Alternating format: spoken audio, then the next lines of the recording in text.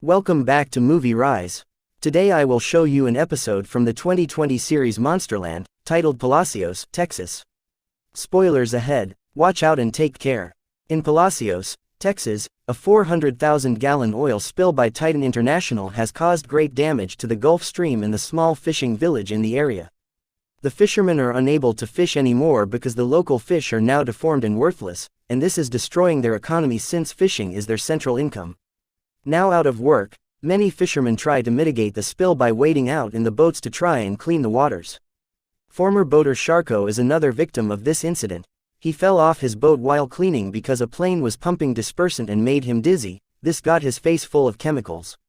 Now he walks around with an oxygen tank attachment and one of his eyes has gone blind, not to mention the scars covering half of his face. He earned his nickname, Sharko, because he used to be an excellent fisherman, capable of catching big fish as efficiently as white sharks, but now he can't work anymore because of his disability. In his free time, Sharko picks up animal bodies from the shore that have been killed by the oil and sends them to Titan International's headquarters through slow mail so the package has time to get extra stinky. He also hangs out at the local dive bar where all the fishermen stop by to have a drink. One afternoon, one of the fishermen tells the story of how he once found his boat surrounded by a school of mermaids that attacked him, but nobody believes him even if he has weird scars on his stomach.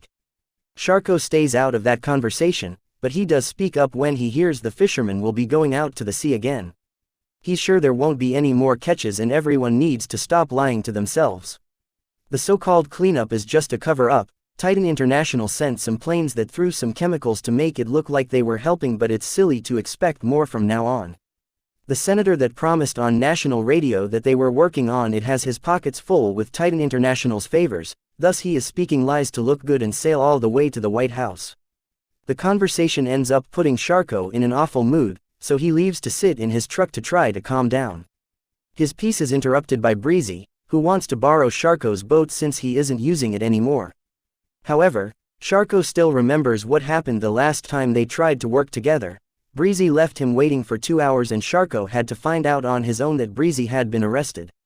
Sharko refuses to work with him again and drives away as Breezy begins yelling at him with fury. When Sharko gets home, he spends the evening as he usually does, drinking in front of the television. Sometimes he misses the sea so much that he can't sleep, thus he turns on the radio to hear what the other fishermen are doing while sailing. There's a mention of being a beautiful day to be at the sea, and this frustrates Sharko too much to keep listening. Instead, he leaves the house for a while. At the shore, Sharko finds a fish covered in oil and throws it in his truck. When he's about to leave, he hears some screeching from among the rocks and comes closer to check what could possibly be making that noise. It turns out it isn't an animal but a mermaid, who is also caked with oil. Sharko is shocked and a bit scared, so he makes sure things are safe by poking the mermaid a couple of times with a tree branch. Once he confirms she won't move, Sharko wraps her body in tarp and takes her home. It's hard for him to drag both the mermaid and his oxygen tank, but he doesn't give up and manages to get her inside. Then, he fills the tub with ice as he would do to keep fish and puts the mermaid in it while listening again to the radio. The other fishermen have found some catches, but they're all deformed and therefore useless. This makes Sharko look at himself in the mirror and cover his scars with a hand to remember what it was like before he became deformed and useless too.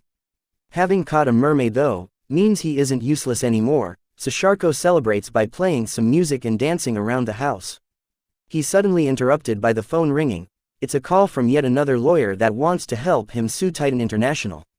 Sharko immediately hangs up on them though. He isn't interested in reviving all his trauma for money, and no trial will give him his old life back. Later in the evening, while Sharko is drinking and watching TV, he hears a strange noise coming from the bathroom. When he goes to check, he discovers the mermaid is alive and furiously getting out of the tarp wrap. After closing the door to stop her from escaping, Sharko rushes to grab his rifle, and when he comes back, the mermaid jumps on him as soon as he opens the door again. The two of them struggle for dominance on the floor and the mermaid even manages to bite Sharko's arm, but fortunately, he's also brought a fishnet with him, which he proceeds to use to wrap her up again and tie her to the tub. As he points his rifle at her, Sharko considers shooting her, but he can hear a song ringing in his ears that convinces him to put down his weapon. The next day, Sharko goes to the supermarket to buy a bunch of different kinds of meats. When he comes home, He brings a box of Q-tips to the bathroom and uses them to clean the mermaid's gills, removing all the oil to allow her to breathe properly. Then he offers her the different meats he's brought and the mermaid chooses raw beef, so Sharko feeds it to her after cutting a small hole in the net to free her mouth. When he leaves the bathroom, he promises he'll be back for supper. Later in the evening, while he watches TV, Sharko swears he can hear that song coming from the bathroom again. Feeling bad for the mermaid, he pushes the TV to the bathroom so they can watch a series together. Sharko tells the mermaid all about Bonanza, even quoting entire dialogues. His father loved this show and American TV in general, and he used it to learn English. Eventually, Sharko falls asleep against the tub, unaware that the mermaid has been stretching her hand to try to touch him. A strange noise wakes Sharko up in the middle of the night, and when he checks the kitchen, he discovers Breezy has broken in and has grabbed the radio. Sharko threatens with calling the police, but this only makes Breezy mad.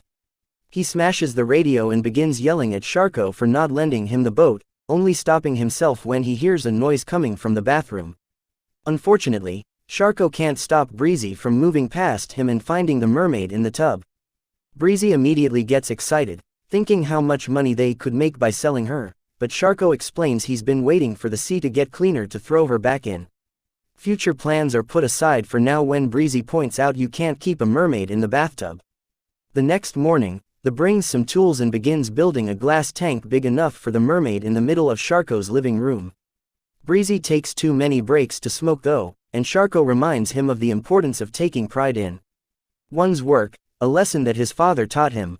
In return, Breezy shares the scars on his body, made by his own father using cigarettes. Then he begins thinking about proving his worth through the mermaid, so Sharko has to cut in and remind him he can't tell anyone about her because they'll take her away. In order to keep him silent, Sharko tells Breezy they can be captain and deckhand like the old times. Breezy is skeptical after the last refusal, but Sharko explains he's always been hard on him as a boss because he was treating him like a son, and that was the way he had been taught by his own father.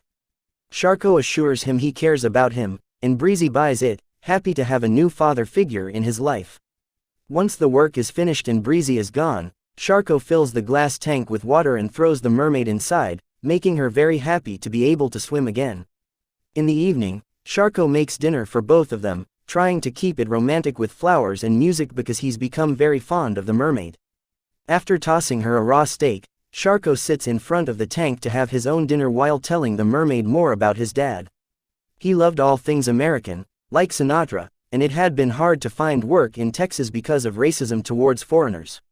When Sharko was a kid, he had to watch his father scare the Klan off their house with a rifle. Life's been hard for Sharko since the accident, and he thinks losing his job is like losing all his father had built for them. While Sharko talks, he keeps hearing a distant song, and images of a strange woman flash in his mind. Suddenly, there's a knock on the door, and Sharko opens it to find the woman from the vision. She comes inside and touches the empty tank, confirming Sharko's suspicions. She's actually the mermaid, and she brings a message for the sea. Everyone is grateful for Sharko's rescues, and for being the only one that understands the terrors of the oil. The mermaid thinks Sharko is pretty much one of them, and to thank him, she touches his face to heal his injuries before kissing him. With newfound vitality, Sharko spends the evening dancing with the mermaid to the sound of Sinatra and getting busy with her on the couch. He also takes off his shirt to show off the muscles that have returned as he tells the mermaid dozens of stories about his old fishing adventures, declaring himself to be the king of the ocean instead of just another immigrant's son. When they pause to chat for a while and bond through their experiences, Sharko confesses he used to wish he had drowned when he fell off the boat, but he doesn't want that anymore now that he has someone that loves him. Some hours later, Sharko notices some cars parking outside his house and tells the mermaid to stay inside while he checks it out. When Sharko comes out, he looks like his regular scarred self, confirming the last few hours have been a hallucination. The cars belong to the fishermen, who have come over because Breezy told them about the mermaid. They admit Sharko had been right about the sea because they couldn't catch anything, and now they think Sharko should share the mermaid as a group catch in order to sell her and feed everyone's families again. Sharko saying no isn't enough to make them leave, so he retrieves his rifle and shoots at the ground as a warning. He calls himself the king of the ocean again and threatens with shooting each of them next, which finally causes the fishermen to leave in fear. Then, Sharko goes back inside, where the mermaid is swimming in her tank, knowing that the hallucination caused by her song is still going in. Sharko can hear her supposed worry in his head. Sharko promises nothing will ever keep them apart and invites the mermaid to go out for a dip in the sea. As he brings a ladder in front of the tank, Sharko images there at the beach, jumping together into the water. This translates to him climbing the ladder and jumping into the tank, allowing the mermaid to finally catch him and feed on his body.